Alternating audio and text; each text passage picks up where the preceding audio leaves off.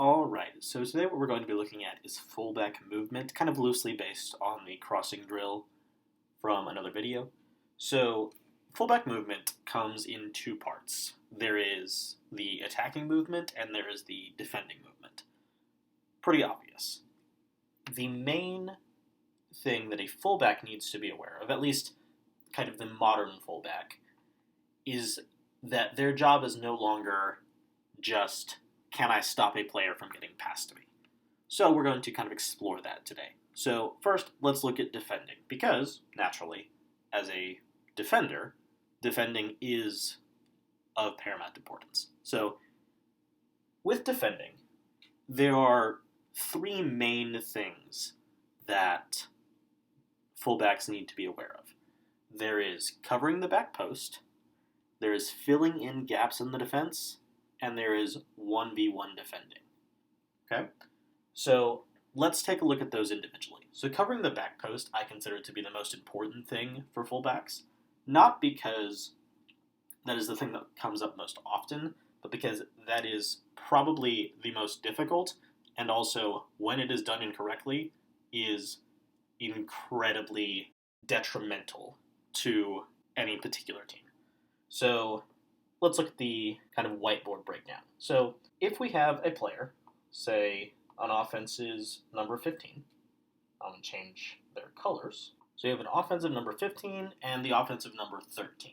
All right? And as you can see, number 15 is on his right, the defender's left side.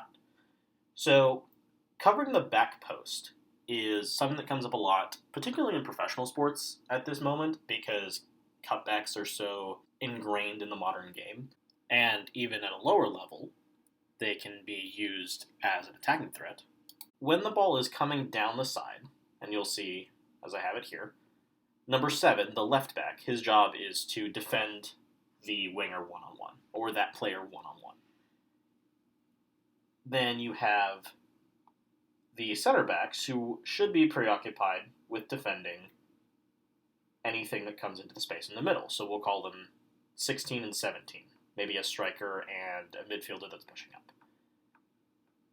What you have left is the opposite winger, so in this case, number 13. You can see there is this space right here, and there is what is called no man's land. And so when that ball comes in, right, let's say number 7 doesn't quite get to that ball, the ball comes in, number 12 is marshalling 16, and 11 can step in front of 16, 11 can step in front of 17, but 13 is on what we call the blind side. Because if you remember, if you're looking at this, number 10 will be looking at the ball, looking at number 15. Number 11 will be looking at number 15. Number 12 will be looking at number 15, because that's where the ball is. And you need to be aware of where the ball is. When that ball comes in, particularly right along the penalty spot, if number 13 slides in here, that is a one-on-one with the goalkeeper, and that is almost always a goal. This is what we call the corridor of uncertainty. So number 10, and this is why I emphasize the back post cover, number 10 has to be aware, number 13 is behind me. So when that ball gets right here, number 10 needs to have tracked 13 and kept himself able to clear that, whether that ball is in the air or on the ground. You can look at any number of professional games. I can think of 3 that I saw this weekend alone that had at least one instance where the last possible defender, in this case the right back, had to clear the ball away because the ball came in into this little corridor of uncertainty, and the opposite winger, or maybe a striker or whatever, was waiting to pounce on that ball. So back post cover is probably the most important thing that a fullback can be good at, because if number 10 falls asleep for 1 second, and that ball gets right here, 13 goes in behind, that's a goal. Almost every single time. And remember, the center backs can't be focusing on number 13, because if 13 goes in here and 11 tries to cover, 17 runs in front of him. So it is so important that the opposite fullback is paying attention, because the center backs cannot cover that. So, back post cover. covering the back post is incredibly important as just an overall defending rule. All right. Now, the second thing, filling in gaps. Let's talk about that a little bit. So, if you'll notice, I'll shift some players around. So say we have just kind of a 4-man game going on, and again, we'll move it out to 15.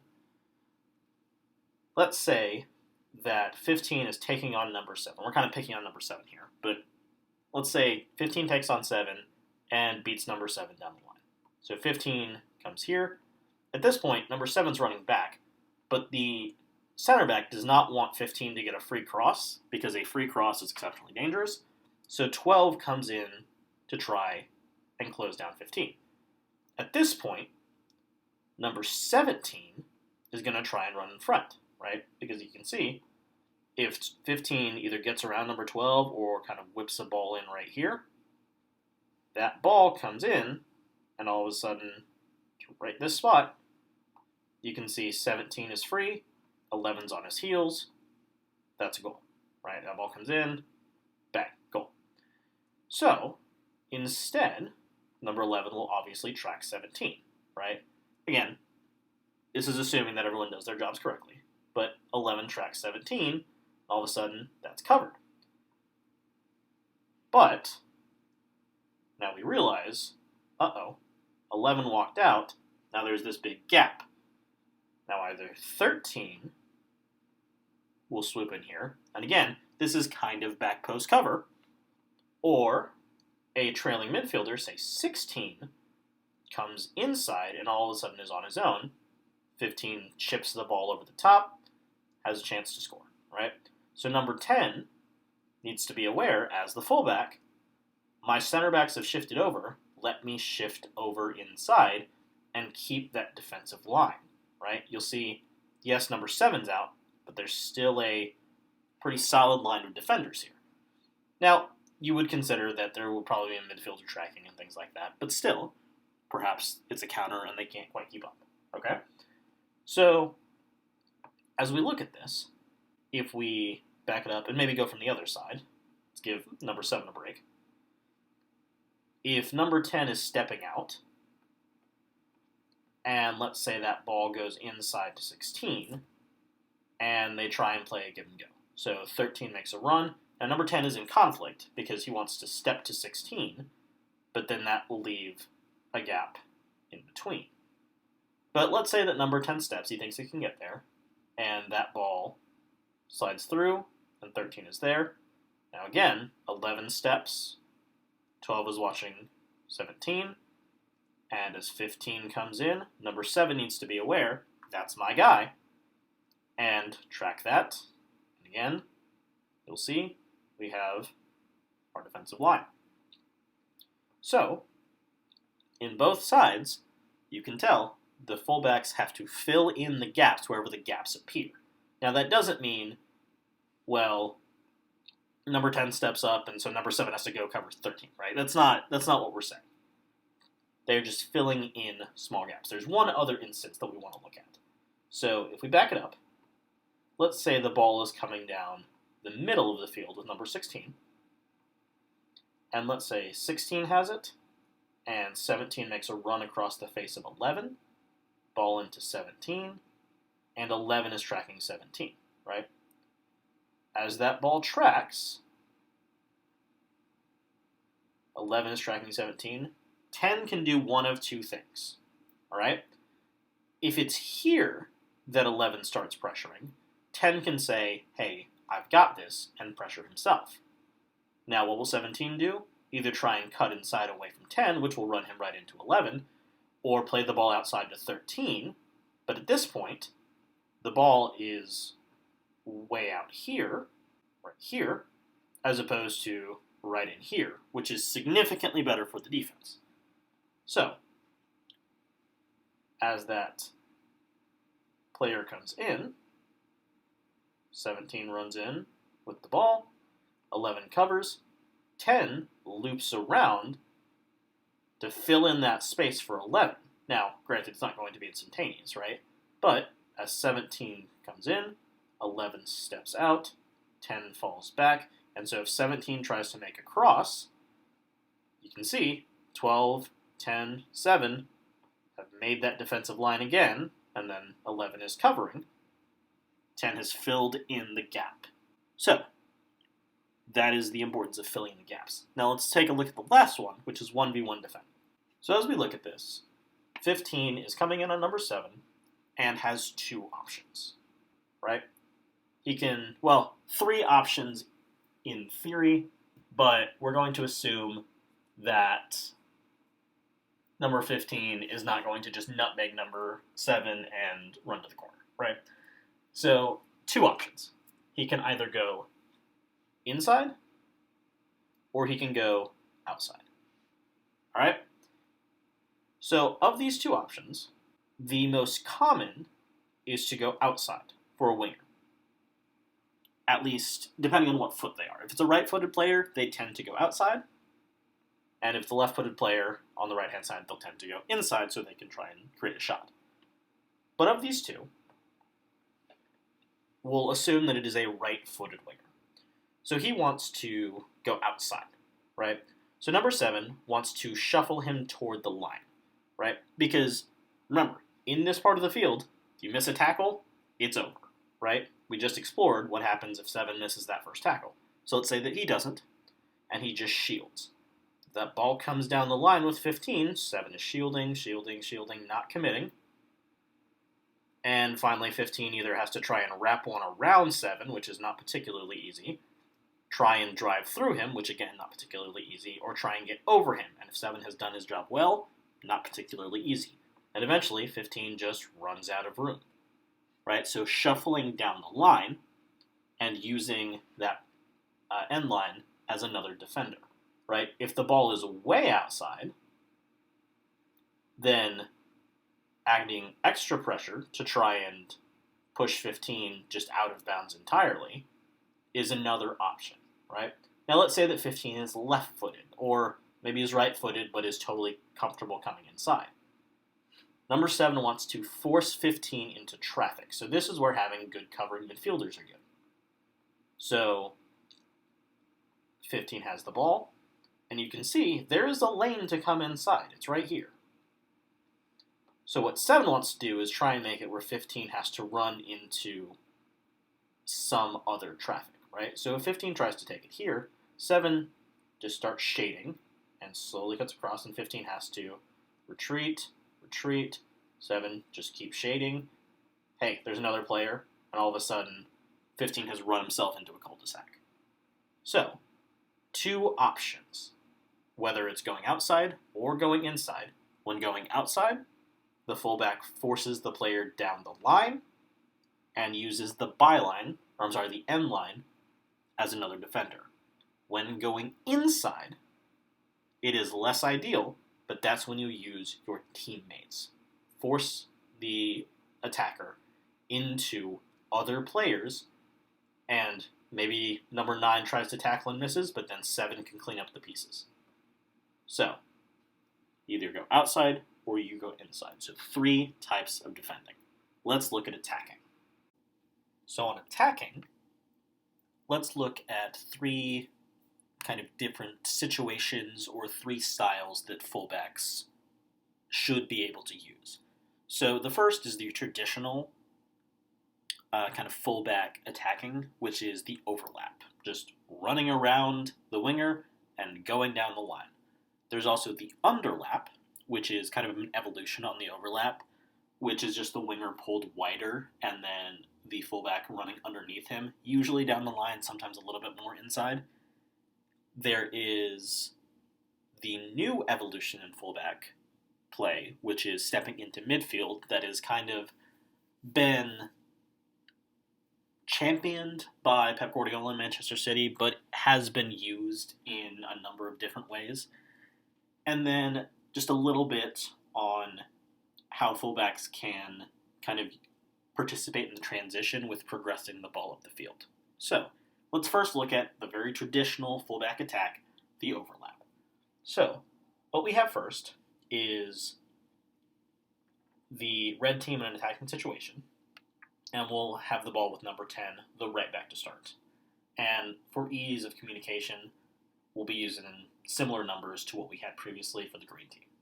So number 10 is starting basically on his own halfway line. And to do the overlap, it's very simple. Passes the ball to 22, and then makes the run all the way around outside to get the ball back from 22. So passes the ball, makes the run. Number 13 is caught in between. He either goes with 10 or he steps to 22. He steps to 22. 22 passes the ball to 10. Number 10 looks up. 27 is making a run across the front post. Cross in, score. Ideally. That doesn't always happen. Obviously, number 13 made a choice. 17 didn't track the run. But that is the ideal fullback overlap. Doesn't always happen that way. So there's a couple of other ways to go about it. Maybe number 10 passes to 89 and then makes the overlap.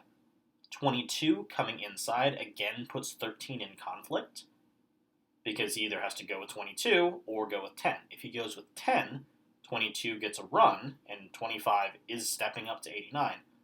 So now that ball can either come in here or 17 has to step up and 89 can flick it in between to 27, who is wide open in the middle with all of this space. So just like that, a single run created a domino effect. A single run from the fullback created a domino effect that led to an attacking opportunity. Now, say none of those things happened, and instead, so I pull back, that ball goes to 89, and 13 steps to 22. Now, there's a gap in between for 89 to play, where number 10 just runs onto that ball, cross into what we call the channel of uncertainty for defenders, and 27 can attack that, or maybe 63 is crashing. So there's a couple of different options. But again, it's one run. Number 10 starts here, goes outside and around, and ends somewhere in the general vicinity of the corner, right? Somewhere in this area here.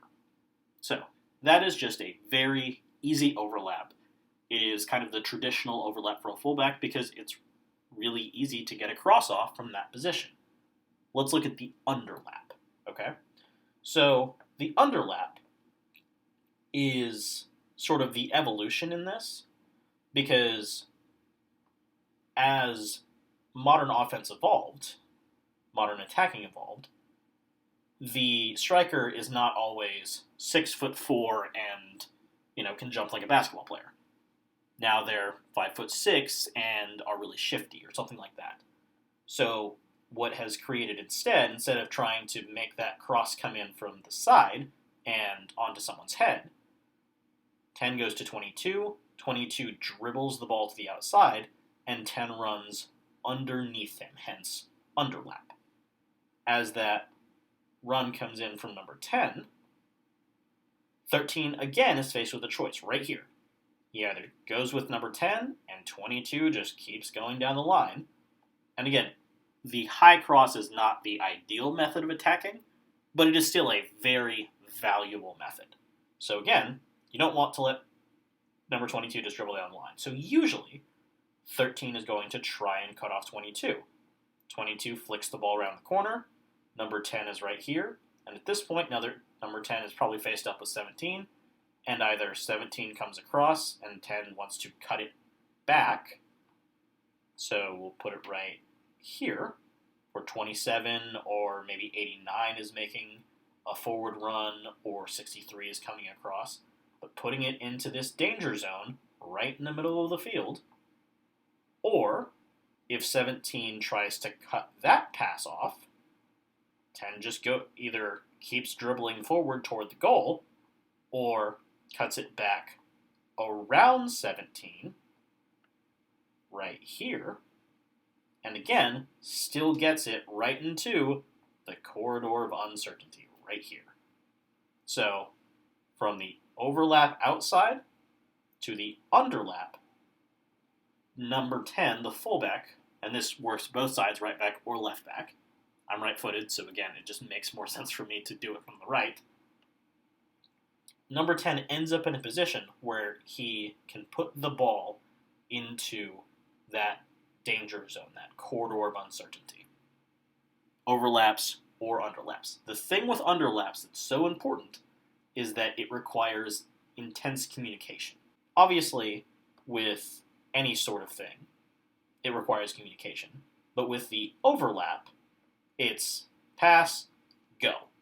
Right? 22 at this point doesn't really need to do anything. It's pass and go. And if it's built into an attacking play, sure, that works nicely.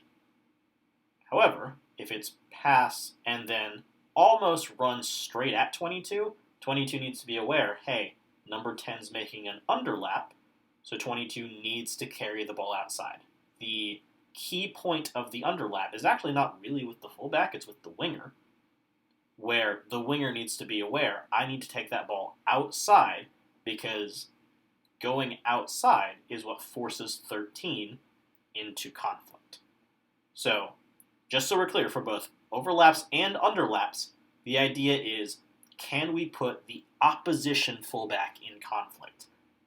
The whole idea behind attacking in soccer is, if you are not at a skill advantage, you have to have a numerical advantage. Obviously, the best way to win a game is, we are just better than you. So, if I can have 11 Lionel Messis, that's actually not a great idea because Lionel Messi at center back probably isn't great. But if I can have 11 of the best player in the world, sure, that's great. I love that. You're not going to have that. So instead, you have to create numerical advantages, and this is how you do it. It is essentially just a double team.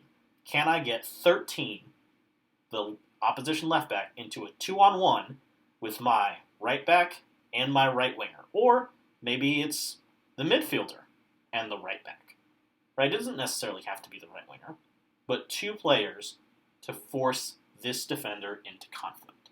That's overlaps and underlaps.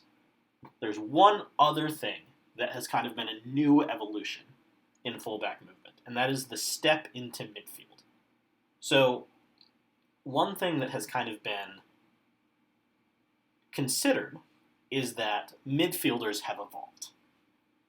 They are no longer this prototypical, super creative force in the midfield. It's a couple of creative guys, but not like the super creative Maradona, Messi, whichever.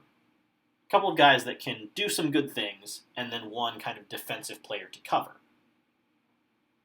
In order to facilitate that, sometimes these midfielders need to be able to go outside and make a cross, and maybe the winger comes into cover. But the problem with that is that defensively, that leaves a hole. And we talked about this a little bit in the intelligent rotations video. So say 89 comes outside and is trying to make a combination with number 22. So the right center mid and the right winger are trying to make a combination in this area of the field right here. There's this big gap left behind them in front of number 25 for the green team. And yeah, maybe number 5 can slide over to cover, but all of a sudden, here's another gap. So, how can this be mitigated? Well, in order to allow midfielders to be able to move up and move out, the fullback on that side slides into the midfield to cover the space, and then your remaining defenders now slide over to cover. So it turns almost into a 3-back as opposed to a 4-back, but your midfielder is covered by your fullback. The same thing goes on the opposite side. If number 9 steps up, and let's say 63 has cut inside, and number 9 steps up to make an overlap, there's a big gap right here. One of two things can happen. 5 can step into that space, but then that leaves space behind him. Or 7 steps into that space, covers the gap, and then 12 slides over, 11 slides over, 10 slides over, and you still have good defensive cover behind. You still have 4 guys back here, 12, 5, 11, and 10. So, pushing into midfield, whether it's covering a defensive midfielder or a central midfielder or even an attacking midfielder, being able to cover is so important in the modern game because midfielders now have the freedom to be able to make runs around the overlapping runs that we just talked about for the fullback. It is tendency breakers. So, if we look at this, this is how it all comes together.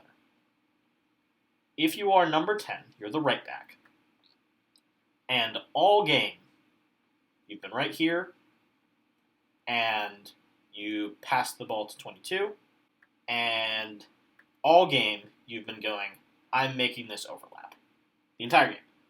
Or maybe you've been making the underlap the entire game. One or the other. Or maybe you've been doing a mixture of both. At some point, if you've done it 5, 6, 7 times, number 13 is going to realize, oh, he's making that overlap. And it's just not going to commit. Or maybe they bring 25 over and all of a sudden 13's covering. At this point, what do? You change the tendency. You become unpredictable. This is why stepping into midfield is so good.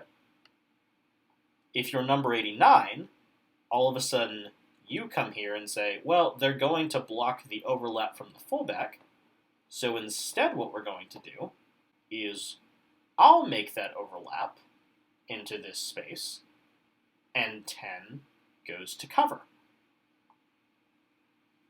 And just like that, 25 is now in conflict because there's 2 guys running past him. And I'll go ahead and draw out what happened. If you're number 10, you come in here. If you're 89, you've made the run around 22. Not only are you ending up in a different spot than the previous 2 overlaps and underlaps have done, but also there's now this space that's covered, and 25 is now out of position. So even then, 22 can look up and say, well, number 10, even though he's my fullback, is now in the middle of midfield. My defenders have shifted over to cover. Great. Number 10 is now wide open in this space right here because 89 has put 25 in conflict. I'm just going to pass to number 10, and number 10 can make something happen in this middle, which is why all players need to be very technical. So, stepping into the midfield is the new evolution on underlaps and overlaps, and it is a tendency breaker. And this is why variance is so important. So, fullback movement, offensively, defensively, there's so much to do. So, as a fullback, or even as a midfielder or a forward, being aware of what those fullbacks do, or should do, or can do, can create a ton of mismatches and really lead to some openings offensively and stop openings from being created defensively.